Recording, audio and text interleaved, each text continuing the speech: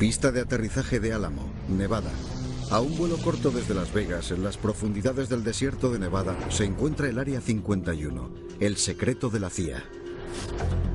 Una base clandestina gigante que permaneció ignorada y desautorizada por el gobierno de los Estados Unidos durante casi 60 años. Pero en agosto de 2013, la CIA finalmente admitió que este lugar es real.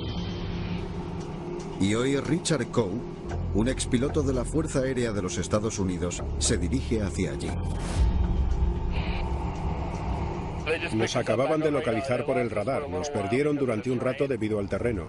Coe está haciendo un recorrido legal del perímetro del Área 51, uno de los espacios aéreos más fuertemente restringidos de la Tierra. Y está siendo rastreado por la Fuerza Aérea. Obviamente nos quieren vigilar porque siempre que los civiles están tan cerca de un espacio aéreo restringido, prefieren saber dónde estamos y cuáles son nuestras intenciones. Situada en el lago Groom, el Área 51 está rodeada por un espacio aéreo restringido que cubre más de 708 kilómetros cuadrados. Cuanto más nos acerquemos, seguro que tendrán más curiosidad por saber qué estamos haciendo por aquí. A 19,30 kilómetros de distancia y a 3.048 metros de altura, la base secreta fuertemente custodiada de los Estados Unidos está a la vista. 862 Kilo Juliet, comunique destino. ¿Está familiarizado con el espacio aéreo restringido? Entrar en cualquier espacio aéreo controlado en los Estados Unidos después del 11 de septiembre es de alto riesgo. Pero aquí la seguridad es más estricta que en casi cualquier otro lugar del país. La caja que rodea la base ultrasecreta de los Estados Unidos está limitada por las coordenadas 4808 norte. Y ahora, la torre emite una orden explícita para que el piloto cambie de rumbo. Skyline 6 Kilo Juliet, señor, gire inmediatamente hacia el norte debido al espacio aéreo restringido. Los archivos secretos de la CIA. Carretera del lago Groom, Nevada. Pero no solo el espacio aéreo alrededor del Área 51 está fuertemente custodiado. El historiador aeroespacial Peter Merlin ha estado investigando el Área 51 durante los últimos 30 años. No todo el mundo puede entrar en el Área 51. Está rodeada por el riguroso desierto y por terrenos militares restringidos. No hay ninguna valla, solo postes de color naranja que marcan la frontera y que son difíciles de ver. El Área 51 está escondida de la carretera por las montañas y está protegida por un cordón de seguridad que se extiende al menos 16 kilómetros de la base oculta. Incluso en terrenos públicos, aquí la actividad está supervisada por los militares. Cualquier vehículo que circule por la carretera hacia el lago Groom es detectado por unos sensores magnéticos. Cada sensor envía una señal electrónica a los guardias de la garita para alertarles y hacerles saber de dónde venimos y a qué velocidad estamos avanzando por esa carretera. A 21 kilómetros de este punto se encuentra uno de estos puestos de avanzada de seguridad. Este es el límite del Área 51. Tenemos guardias de seguridad que nos están observando desde lo alto de la colina. Las señales de advertencia nos dicen que no vayamos más lejos. Hay postes de color naranja que marcan el límite. No hay vallas, no hay entradas. Hay cámaras que nos observan desde lo alto de la colina. No podemos cruzar este límite. Si lo hacemos, nos arrestarán. Pero según un exguardia de seguridad del Área 51, los intrusos en el pasado se enfrentaron a un peor desenlace. Si demostraran que alguien estaba intentando entrar, te daban el visto bueno para cargarte a esa persona. ¿Pero qué está pasando en el desierto de Nevada? ¿Por qué el gobierno de los Estados Unidos se esfuerza tanto para no dejar pasar a la gente? Finalmente, la verdad salió a la luz en los documentos desclasificados que se publicaron en agosto de 2013.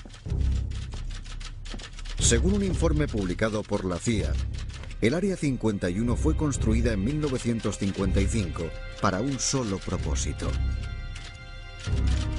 probar un proyecto ultrasecreto de un avión con el nombre en clave de Aquatoun.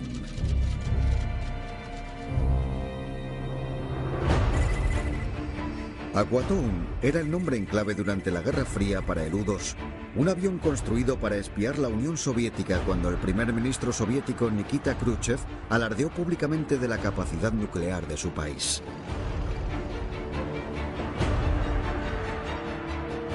Estaban alardeando de sus misiles, de sus bombarderos, alardeaban de esto y de aquello, y eso llamó la atención de nuestro gobierno.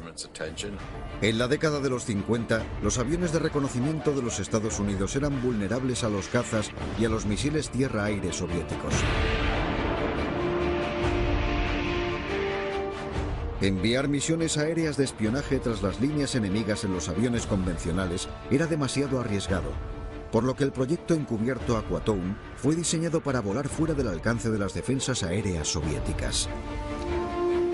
Capaz de volar a más de 21.000 metros de altura, 21 kilómetros por encima de la Tierra, el U-2 tenía un alcance de 4.828 kilómetros, más que suficiente para intervenir detrás de las líneas enemigas. No sabía cómo se llamaba el avión ni qué aspecto tenía, pero lo que sí sabía es que era de gran altura. Tony Bevacqua se unió a la aventura secreta en 1957 como piloto. Bueno, en esta taquilla hay un salvavidas que llevábamos en el U-2 llamado traje de presión parcial. El traje de presión parcial te mantenía con vida. Si perdías presurización, estas mangueras exteriores se hinchaban y apretándolas con mucha fuerza impedían que la presión sanguínea subiese. Aparte de los sistemas de soporte vital, el avión espía de la CIA llevaba más de 317 kilos de equipamiento de digitalización fotográfica de última generación. Con esta tecnología, Estados Unidos podía, en teoría, observar el interior de la Unión Soviética sin ser detectado. Pero para probar el nuevo avión de reconocimiento con el que la CIA estaba trabajando junto a la Fuerza Aérea de los Estados Unidos, necesitaba una ubicación remota. El lago Groom fue seleccionado porque se encontraba en una zona muy poco poblada de Nevada.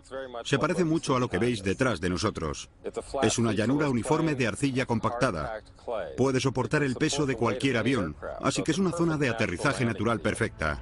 En 1955 empezó la construcción de la base secreta de los Estados Unidos. En el aeródromo que surgió del lecho original del lago, se empezó a construir una pista de aterrizaje de 1.525 metros de largo. También necesitaban hangares. Se construyeron 3 hangares, unos almacenes, edificios administrativos, un comedor y alojamientos rudimentarios para los trabajadores que consistían en un camping para remolques. Llamada como una simple zona de referencia en el mapa de la comunicación, sigilosos de los Estados Unidos tienen una reputación por ser casi invisibles en los radares enemigos. Pero en la década de los 50, la única forma de ser sigiloso estaba en volar a una altitud extrema. El rey de estos aviones era el U-2 de la CIA. Pero el 1 de mayo de 1960, la misión de espionaje ultrasecreta de los Estados Unidos sobre la Unión Soviética se echó a perder cuando un misil tierra-aire de la URSS derribó el U-2 de gran altura pilotado por Francis Gary Powers. Ahora sabemos que la CIA predijo que esto podía suceder. La CIA sabía que la tecnología soviética de misiles tierra-aire iba a ponerse al día hasta el punto de poder derribar un avión de gran altura como el U-2. Ya no era suficiente con tener un avión que podía volar muchas veces la altura de un avión normal. Un programa sigiloso de la CIA con el nombre en clave de Proyecto Arcoiris se aprobó para camuflar el U-2. En un esfuerzo para hacer el U-2 vulnerable a los radares soviéticos, el equipo de pruebas del Área 51 aplicó una capa de material absorbente de radar en el fuselaje del prototipo del U-2. Era una cuadrícula conductora encima de una plancha flexible que estaba unida a una capa apanalada pegada a la superficie del revestimiento del avión.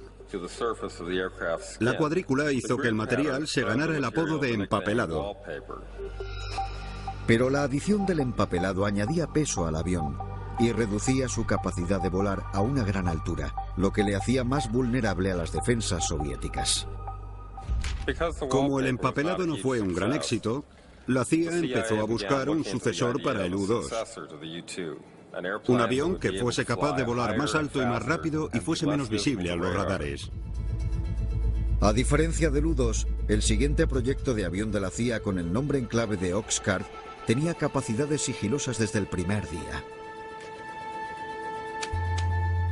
Se nos dijo que este programa era tan clasificado que ni los documentos estaban marcados, porque si alguien perdía accidentalmente una carpeta o todos los papeles salieran volando por la calle, si decía ultra secreto, todo el mundo querría saber de qué se trataba, pero si no tenía ninguna marca en absoluto, la gente los recogería, los tiraría a la basura y no tendrían que preocuparse por el hecho de que eran clasificados. Los detalles de esta operación de la CIA fueron ultrasecretos durante décadas. Pero ahora, con la reciente publicación de TAR en el radar, pero para probarlo, necesitaban evaluar su sección de radar. La sección equivalente de radar era la clave para ser sigiloso. Un avión presenta una estela en el radar, dependiendo de lo reflectante que sea. Podrías tener un avión pequeño extremadamente reflectante y verse grande en el radar, o un avión grande no particularmente reflectante y verse relativamente pequeño. La clave para ser sigiloso estaba en hacer la estela en el radar tan pequeña como fuese posible.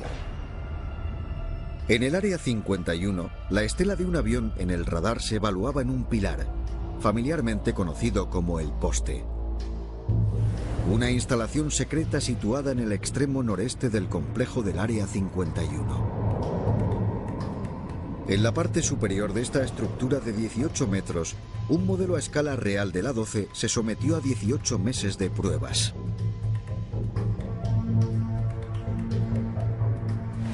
Teníamos todos los radares conocidos por el hombre en ese momento apuntando al objeto que teníamos en el poste. Y podíamos anotar los resultados del rastro o de la estela. Podíamos observar los reflejos. Podíamos rotarlo o inclinarlo. Eso es lo que hicimos para desarrollar la capacidad de sigilo. Incluso para los autorizados a trabajar en el proyecto A-12, el acceso a las instalaciones del radar en el Área 51 era estrictamente confidencial. No se permitía la entrada a nadie en mi edificio porque estábamos haciendo cosas que nadie tenía ninguna necesidad de saber. No tenía el nivel de autorización que necesitaba para poder trabajar en las estelas. Era el nivel de seguridad más alto y no me preguntaron acerca de la parte térmica. A pesar de que necesitaban una respuesta, yo no tenía la necesidad de saber que existían. Así era como las cosas estaban compartimentadas. Era una cultura y no le dábamos importancia, simplemente no preguntábamos. Para respaldar el proyecto ultrasecreto Oscar de la CIA, el desarrollo de su avión espía A-12, el Área 51 necesitó algunos cambios importantes.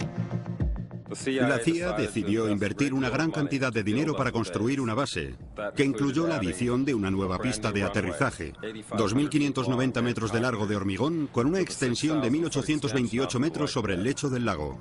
Además, se construyeron 3 nuevos hangares en el lado norte de la base. Estos fueron los hangares 4, 5 y 6. El A-12, el proyecto Oxcart, convirtió el Área 51 de instalación esencialmente temporal a instalación indefinida. En febrero de 1962, el Área 51 estaba preparada para el prototipo funcional del A-12.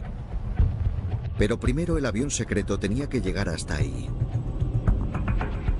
El avión no podía volar hasta haber sido probado en el Área 51. Así que Lockheed y la CIA tuvieron que encontrar la forma de desplazarlo más de 482 kilómetros desde la fábrica en Burbank, California, hasta el Área 51 en Nevada. Y mantenerlo en secreto. Lo pusieron en una caja. Hacía 32 metros de largo y 10 metros de ancho. El avión estaba dentro de ella. El guardia de seguridad del Área 51, Tom Stanks, se unió al convoy de la Patrulla de Caminos de California y a los operarios de la CIA que acompañaron a los aviones. Tal como muestran estas extraordinarias fotografías, la carretera se amplió, se talaron árboles y se eliminaron las señales para que el enorme camión pudiese pasar. Siempre parábamos en una zona remota al lado de la carretera. Cuando parábamos durante la noche era cuando empezaban las preguntas. Recuerdo una vez que 2 niños en bicicleta me preguntaron, ¿qué hay ahí dentro? Y yo les respondí, un platillo volante. Dijeron, ¿ah, sí? Y yo dije, ya lo creo. Me replicó, no te creo. Y yo le dije, Bueno, quizás no lo es. En total se necesitaron 18 convoys para entregar los A-12 de la CIA a la zona de prueba. Tom Stanks ya no tiene autorización para acceder al Área 51. Así que hoy solo nos puede llevar hasta aquí. Bueno, aquí estamos. Hemos llegado después de 3 días de viaje desde Burbank, California.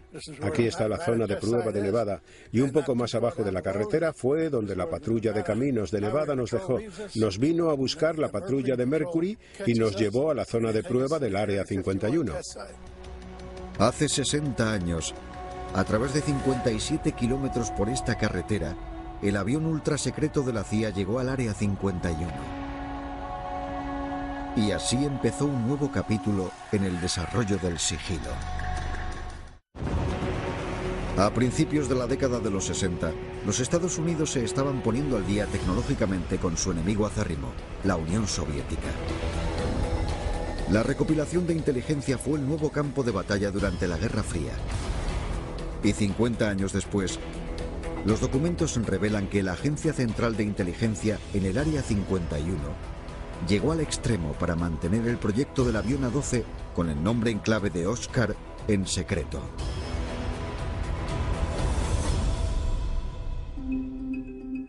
En 1962, el residente de Las Vegas, Tom Starks, trabajó como guardia de seguridad en la zona de prueba. Su trabajo, asegurarse de que solo los que tenían las credenciales adecuadas pudieran acceder a la base. Llegaban para ver los aviones por la mañana y por la tarde se marchaban. Como en cualquier aeropuerto o compañía aérea, todo el mundo tenía una acreditación. Te requisaban la acreditación para que no pudiera ser alterada. Y cuando volvías al día siguiente, te daban la acreditación que correspondía con tu cara. Recuerdo que los guardias eran muy quisquillosos a la hora de requisarte la acreditación antes de que te fueras, de dártela de nuevo y de compararla cada vez. Jules Cabot tenía solo 22 años cuando fue reclutado para trabajar en el Área 51. Como todos los empleados que trabajaban en proyectos especiales en la base, necesitaba autorización para tener acceso a ellos, un proceso que tardó meses en completarse. En aquel entonces, el uso de los ordenadores no era muy extendido como ahora, así que lo hicieron a la antigua usanza, recopilando datos. Recuerdo que vecinos y amigos míos me dijeron que recibieron la visita del FBI o de alguna otra agencia así para comprobar si era un agente extranjero o no. Esta necesidad de seguridad extrema se debía a un factor. Los documentos desclasificados publicados por la CIA mostraban que a principios de la década de los 60, el Área 51 se centró en desarrollar y poner en funcionamiento el proyecto del avión sigiloso A-12, cuyo nombre en clave era Oscar. Era un proyecto tan delicado que incluso el avión tenía un nombre en clave.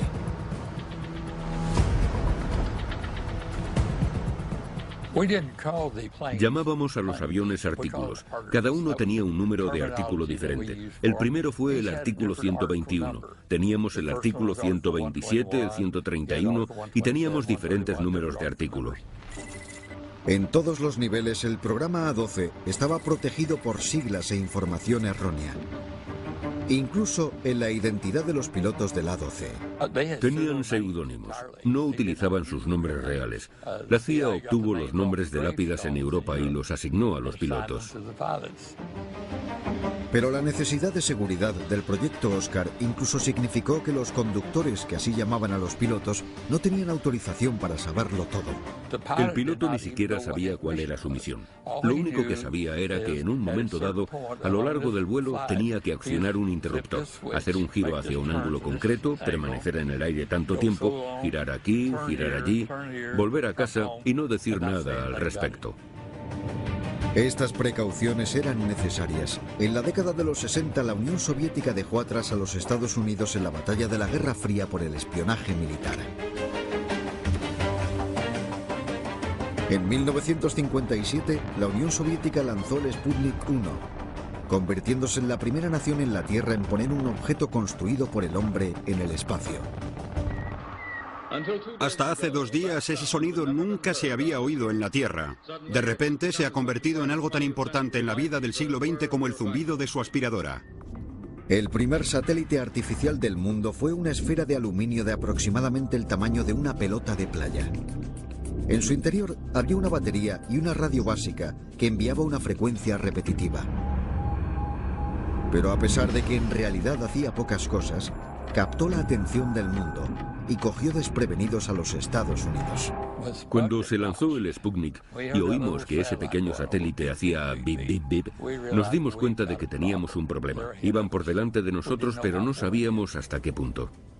En los años posteriores, los soviéticos lanzaron satélites cada vez más sofisticados. Muchos de ellos sobrevolaban los Estados Unidos y, de forma preocupante para los implicados en el programa Oscar, fotografiaban el Área 51. Tuvimos el prototipo del A-12 en el poste durante 18 meses, pero cada vez que un satélite nos sobrevolaba, sabíamos a qué hora de la mañana se acercaría por el horizonte. Nuestra inteligencia era así de buena. Solo teníamos que retirarlo del poste y ejecutar las pruebas en un edificio hasta que el satélite pasara. Pero incluso estas precauciones tenían sus limitaciones.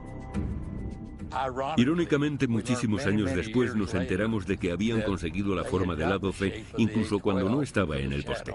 Obtuvieron la forma del avión por la sombra porque el suelo estaba más fresco debajo de él. Habíamos trasladado el avión, ya no estaba, pero pudieron ver que había estado ahí por la diferencia térmica. A finales de los años 60, los satélites soviéticos no eran los únicos en añadir un nuevo impulso al desarrollo de la tecnología en el Área 51. La guerra de Vietnam estaba en su apogeo, y para los combatientes americanos, el avión MiG construido por los soviéticos estaba demostrando ser problemático.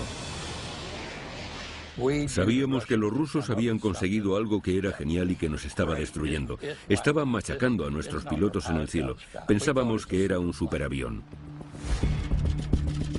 El expediente de la CIA, publicado en agosto de 2013, destapó un proyecto del Área 51 que había estado oculto a la opinión pública durante los últimos 50 años. Los documentos desclasificados de la CIA contenían el previamente censurado por qué y cómo surgió el Área 51 en el desierto de Nevada, y se reveló la naturaleza cambiante del trabajo desarrollado allí. El Área 51 no es realmente una base aérea, es un laboratorio. Es un laboratorio tecnológico. Era donde estábamos explotando la tecnología del enemigo y estábamos analizando las capacidades de la Unión Soviética. En 1968, este laboratorio se convirtió en la base de operaciones de los Estados Unidos para una nueva e importante iniciativa: probar y evaluar los aviones de combate de sus enemigos. Un programa que surgió de las pérdidas estadounidenses en los primeros años de la guerra de Vietnam. Por cada MiG-21 construido por los rusos, 21 pilotos estadounidenses fueron derribados en el conflicto y 9 F-4 de combate de construcción estadounidense fueron destruidos. En 1968, los Estados Unidos adquirieron el MiG-21 que fue enviado a Israel por un desertor iraquí. La CIA lo envió en secreto al Área 51 para ser evaluado y probado bajo el nombre en clave de Half Donut. La primera vez que lo vi fue en 1968. Era uno como este, en el Área 51, en el lago Grun. Lo examinamos todo de arriba a abajo. Los radios, la hidráulica, los motores. Examinamos todo lo que había en ese avión. Los resultados de la evaluación del MiG-21 en el Área 51 fueron claros. El avión no era el problema. Nos dimos cuenta de que la culpa no era necesariamente de los aviones, era de nuestra gente que no sabía combatir, tan simple como eso. El Área 51 se convirtió en el lugar de nacimiento de una nueva iniciativa ultrasecreta: la formación de pilotos de combate estadounidenses para derrotar los MiG soviéticos en un combate aéreo. Nos dimos cuenta de que un piloto tardaba 10 misiones en la zona de guerra en conseguir la experiencia suficiente para poder sobrevivir. Así que con todo lo que habíamos aprendido, decidimos dar 10 misiones a esos pilotos en Nevada antes de enviarlos a la zona de guerra. Para respaldar este nuevo programa, el Área 51 se sometió a una nueva fase de construcción. Por tercera vez en su corta vida, se añadieron más instalaciones. Se construyeron otros 5 hangares en el extremo sur de la zona de prueba. Y para evitar cualquier avistamiento de los MiG estadounidenses ultrasecretos en Groom, el espacio aéreo justo por encima del límite se cerró de forma permanente. Pero a pesar de las amplias medidas para garantizar el secretismo de las operaciones de combate y de entrenamiento de los MiG en el Área 51, casi se puso al descubierto en 1974, cuando los astronautas del Skylab, sin saberlo, fotografiaron la base desde el espacio.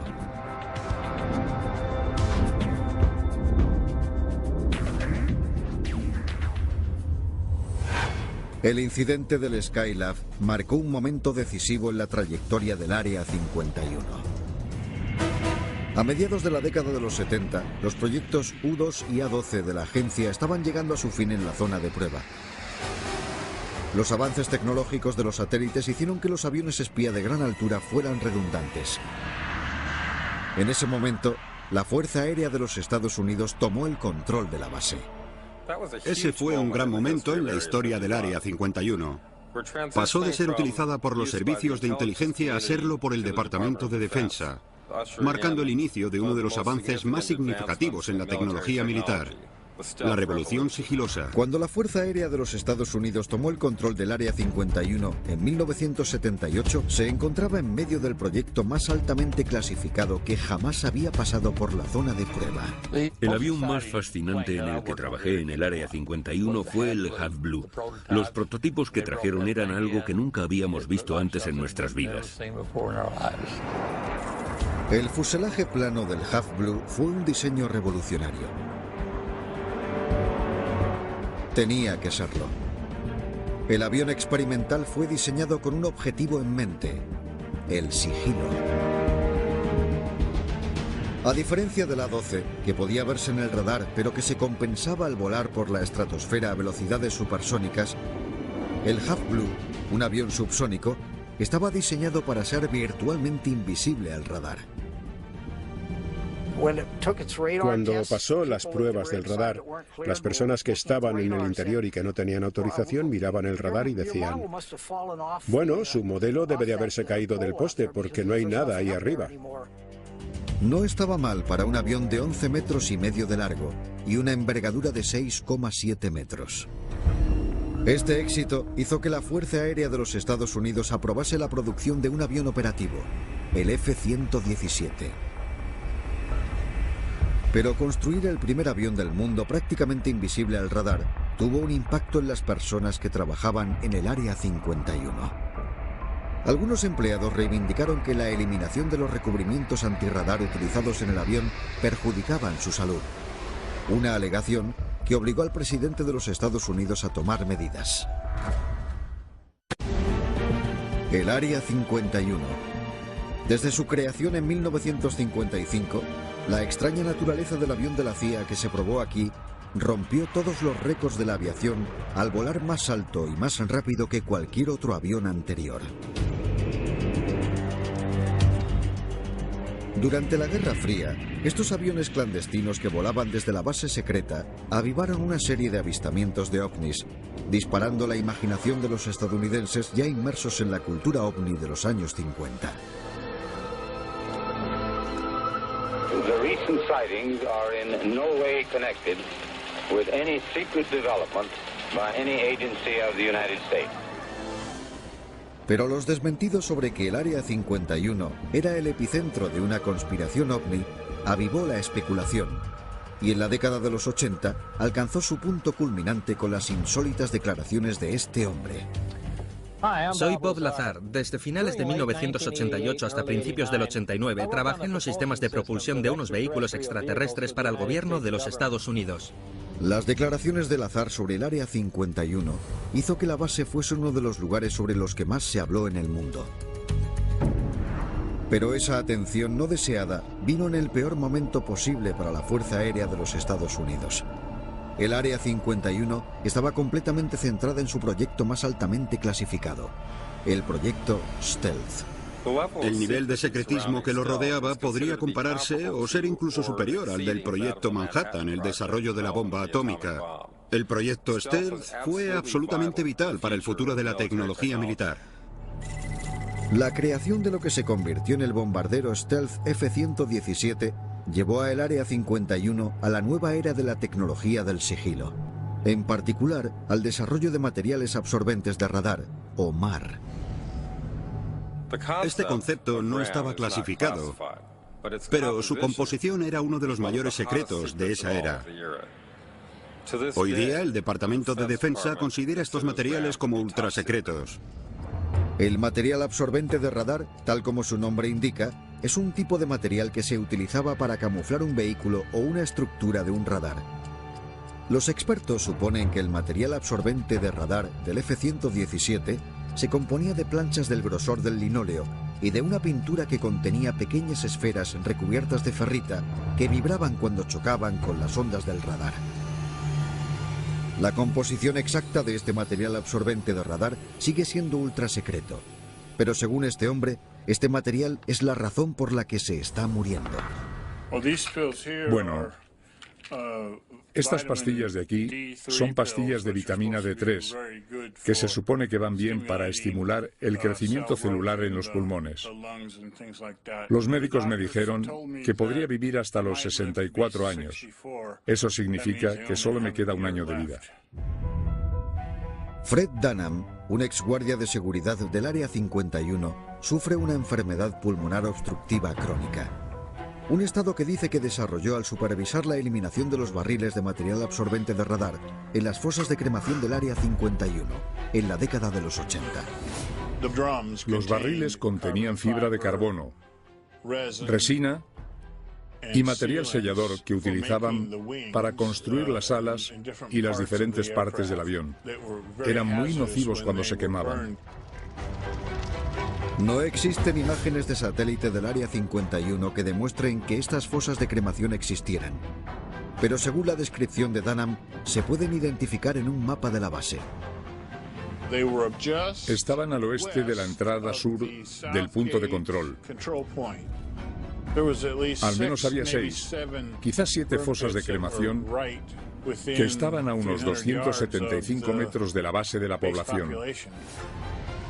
Según Dunham, cada cremación duraba 24 horas y tenía lugar 2 veces por semana durante un periodo de 3 años hasta mediados de los años 80, exponiéndola a nubes de gases tóxicos.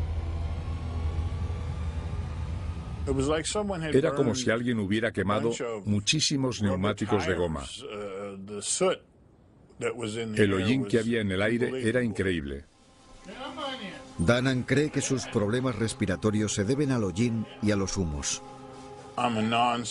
No soy fumador, pero mi médico me dijo que mis pulmones se parecían a los de un hombre de 80 años que había fumado 4 paquetes de cigarrillos al día. En los 90, el exguardia de seguridad junto a otras personas inició un proceso judicial contra el Estado para conseguir una indemnización médica. Pero la causa fue rechazada cuando el presidente Clinton firmó una resolución que excluía el lago Groom de cualquier investigación con base en la seguridad nacional.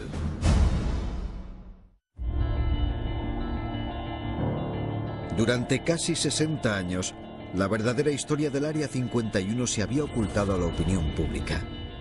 Pero la publicación de los documentos de la CIA en 2013 hizo que eso cambiara.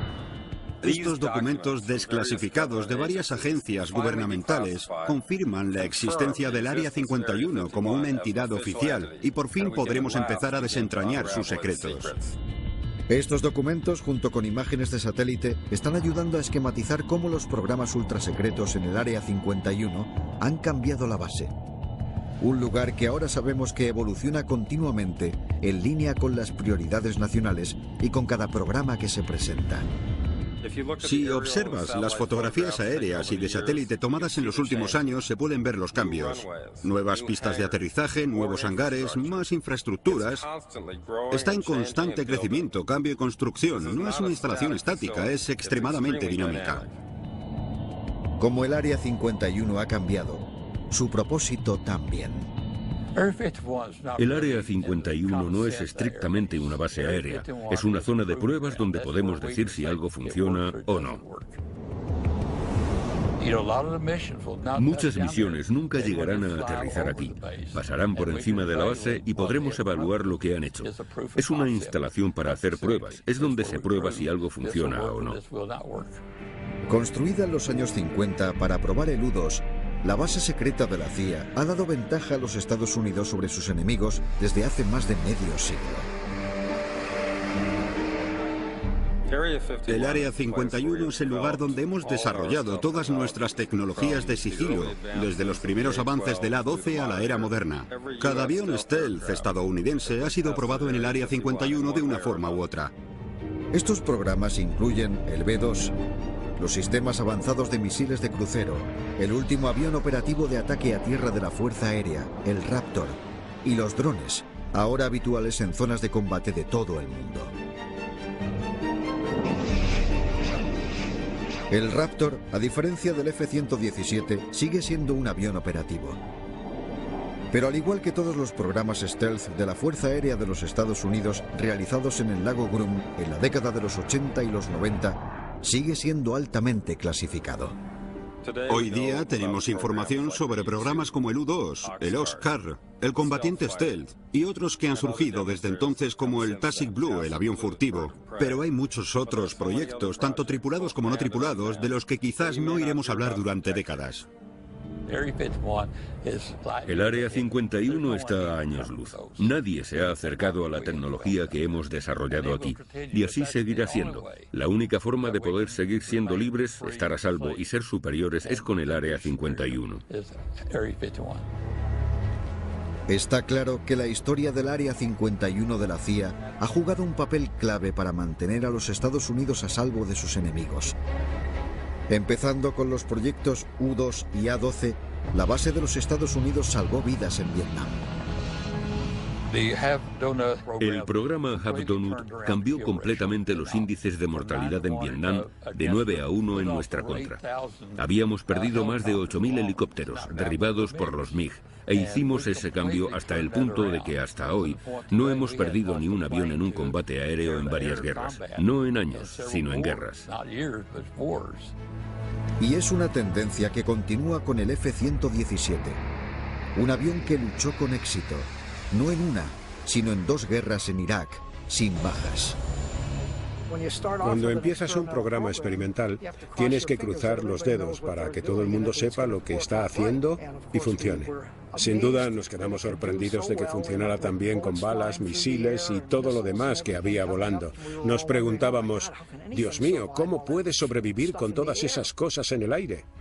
En la actualidad, casi 60 años después de su construcción, el Área 51 sigue estando al frente del desarrollo de la tecnología militar. Puede que no sepamos qué proyectos se están desarrollando allí, pero para aquellos que han formado parte de su historia, la necesidad de estos proyectos secretos sigue siendo tan esencial como siempre. Estoy seguro de que está pasando algo más ahí. Me alegro de que lo estemos haciendo. No necesito saber sobre ello, pero me alegro de que alguien esté yendo hacia el siguiente paso. Hicimos lo mejor que pudimos en su momento. Ahora alguien tiene un proyecto que tendrá repercusiones en el futuro. Y me alegro de que este país esté haciendo cosas que aún no conocemos, al igual que nosotros hicimos cosas que no conocieron. La seguridad es más estricta que en casi cualquier otro lugar del país. La caja que rodea la base ultrasecreta de los Estados Unidos está limitada por las coordenadas 4808 norte. Y ahora, la torre emite una orden explícita para que el piloto cambie de rumbo. Skyline 6 Kilo Juliet, señor, gire inmediatamente hacia el norte debido al espacio aéreo restringido. Los archivos secretos de la CIA. Carretera del lago Groom, Nevada. Pero no solo el espacio aéreo alrededor del Área 51 está fuertemente custodiado. El historiador aeroespacial Peter Merlin ha estado investigando el Área 51 durante los últimos 30 años. No restringidos de la Tierra. Y está siendo rastreado por la Fuerza Aérea. Obviamente nos quieren vigilar porque siempre que los civiles están tan cerca de un espacio aéreo restringido, prefieren saber dónde estamos y cuáles son nuestras intenciones. Situada en el lago Groom, el Área 51 está rodeada por un espacio aéreo restringido que cubre más de 708 kilómetros cuadrados. Cuanto más nos acerquemos, seguro que tendrán más curiosidad por saber qué estamos haciendo por aquí. A 19,30 kilómetros de distancia y a 3.048 metros de altura, la base secreta fuertemente custodiada de los Estados Unidos está a la vista. 862 Kilo Juliet, comunique destino. ¿Está familiarizado con el espacio aéreo restringido? Entrar en cualquier espacio aéreo controlado en los Estados Unidos después del 11 de septiembre es de alto riesgo. Pero aquí todo el mundo puede entrar en el Área 51. Está rodeada por el riguroso desierto y por terrenos militares restringidos. No hay ninguna valla, solo postes de color naranja que marcan la frontera y que son difíciles de ver. el Área 51 está escondida de la carretera por las montañas y está protegida por un cordón de seguridad que se extiende al menos 16 kilómetros de la base oculta. Incluso en terrenos públicos, aquí la actividad está supervisada por los militares. Cualquier vehículo que circule por la carretera hacia el lago Groom es detectado por unos sensores magnéticos. Cada sensor envía una señal electrónica a los guardias de la garita para alertarles y hacerles saber de dónde venimos y a qué velocidad estamos avanzando por esa carretera. A 21 kilómetros de este punto se encuentra uno de estos puestos de avanzada de seguridad. Este es el límite del Área 51. Tenemos guardias de seguridad que nos están observando desde lo alto de la colina. Las señales de advertencia nos dicen que no vayamos más lejos. Hay postes de color naranja que marcan el límite. No hay vallas, no hay entradas. Hay cámaras que nos observan desde lo alto de la colina. No podemos cruzar este límite. Si lo hacemos, nos arrestarán. Pero según un exguardia de seguridad del Área 51, los intrusos en el pasado se enfrentaron a un peor desenlace. Si demostraran que alguien estaba intentando entrar, te daban el... Pista de aterrizaje de Álamo, Nevada. A un vuelo corto desde Las Vegas, en las profundidades del desierto de Nevada, se encuentra el Área 51, el secreto de la CIA. Una base clandestina gigante que permaneció ignorada y desautorizada por el gobierno de los Estados Unidos durante casi 60 años.